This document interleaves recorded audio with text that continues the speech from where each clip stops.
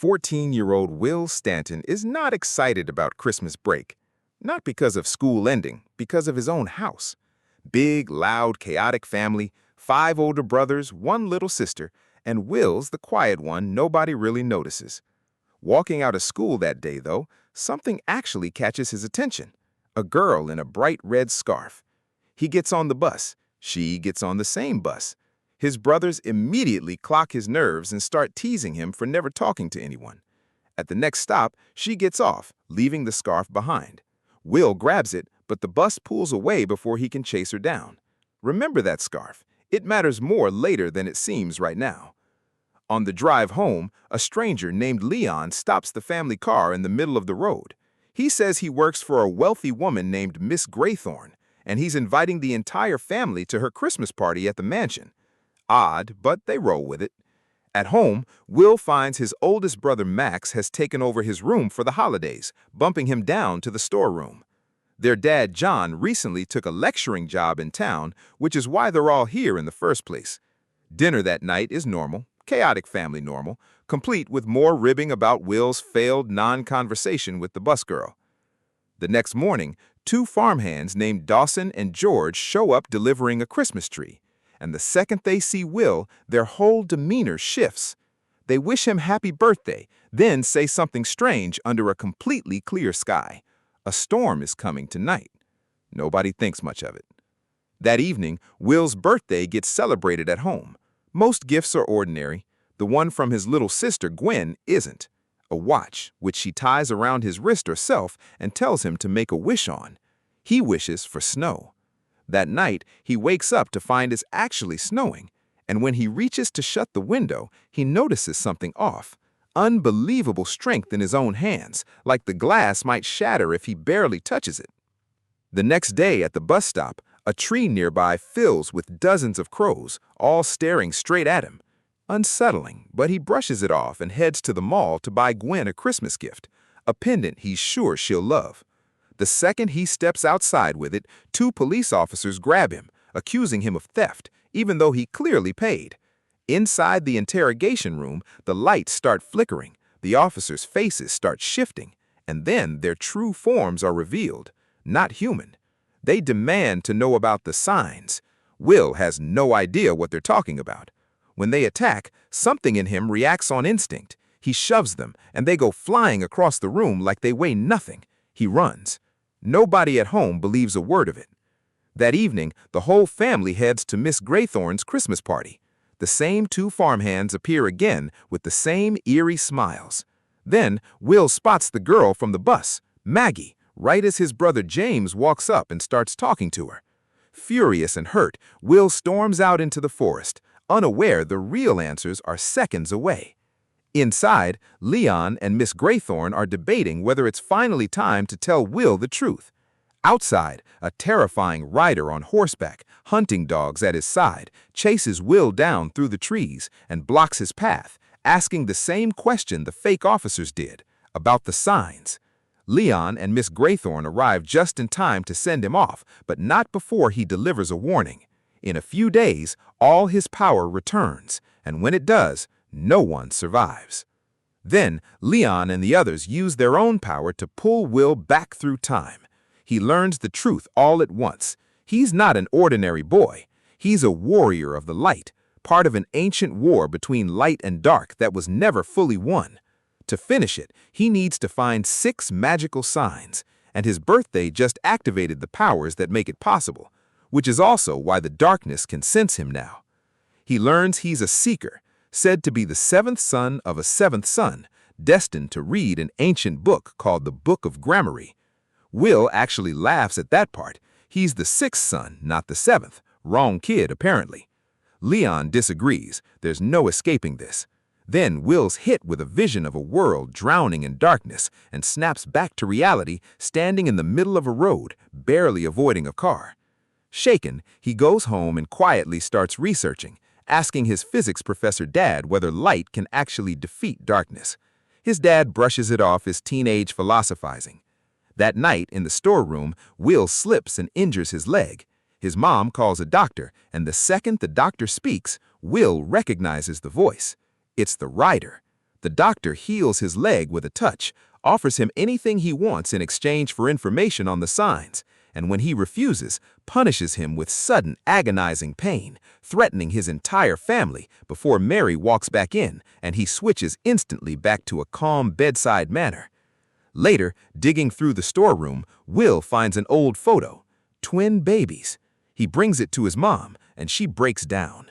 Will had a twin brother, Tom, who vanished during a storm when they were just weeks old, taken without a trace while their dad was distracted finishing his thesis.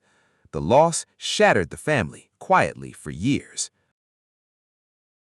That's the moment it clicks for Will. None of this is coincidence. He commits to standing with the warriors instead of running. Reading the book of Gramarye, he discovers what he can actually do. Recognize the signs, move objects with his mind, travel through time, summon incredible strength, even conjure fire. Flying, unfortunately, is not on the list. Leon starts training him properly. The first sign, it turns out, was hidden inside the very pendant Will gave Gwen. The second requires a trip back in time, where an old woman attacks the group with poisonous snakes. Will breaks free using his new powers and claims the sign. Back at the church, Leon reveals another piece of the puzzle. Will's ancestor, Thomas, originally created these signs, and the sixth one was never actually hidden because only someone of that exact bloodline can find it. Meanwhile, in the dark world, the rider is told his powers grow daily, but so does Will's now that he's found two signs.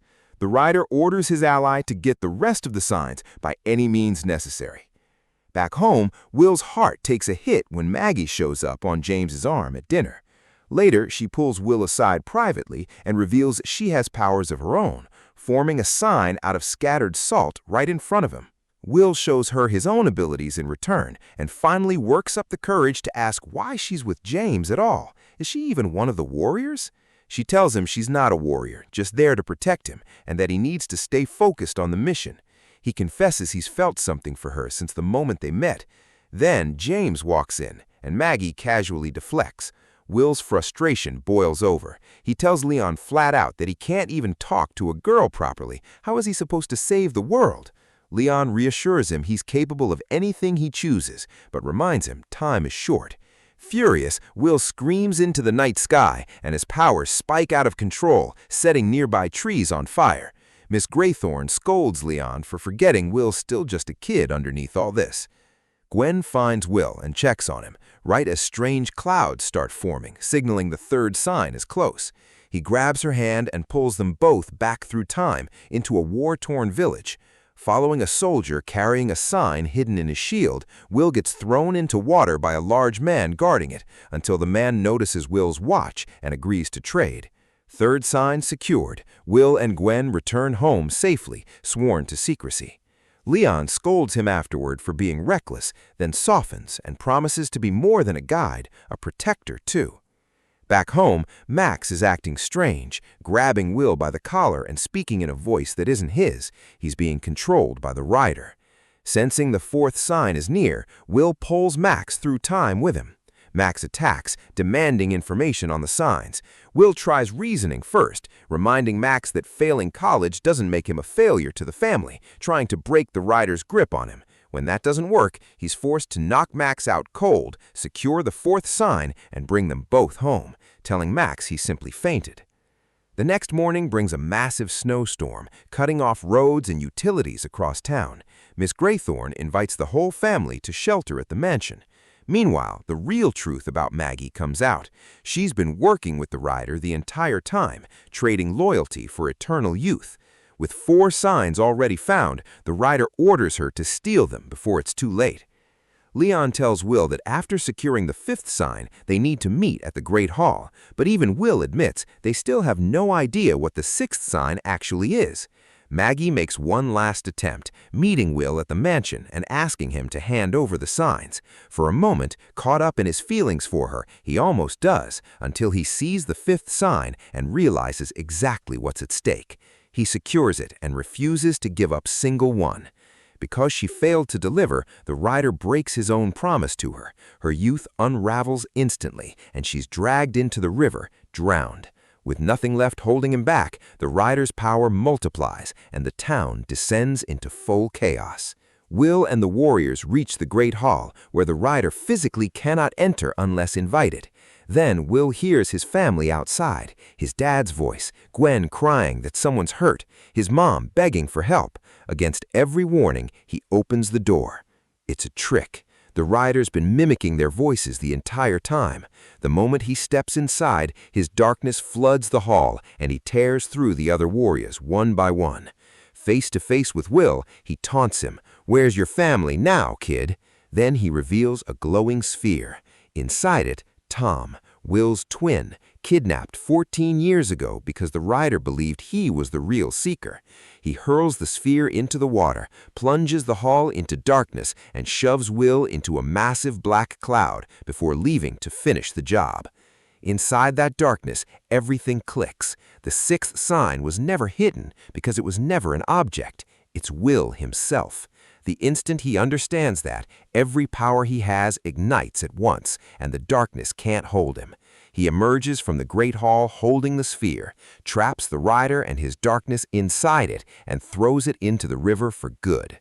Light spreads back across the town as it sinks, and with it, Tom is finally freed. 14 years later, the twin brothers are reunited. His mission complete, Will asks the warriors for permission to go home, and they let him. When he and Tom walk through the door together, the entire family breaks down in tears. Their lost son is finally back.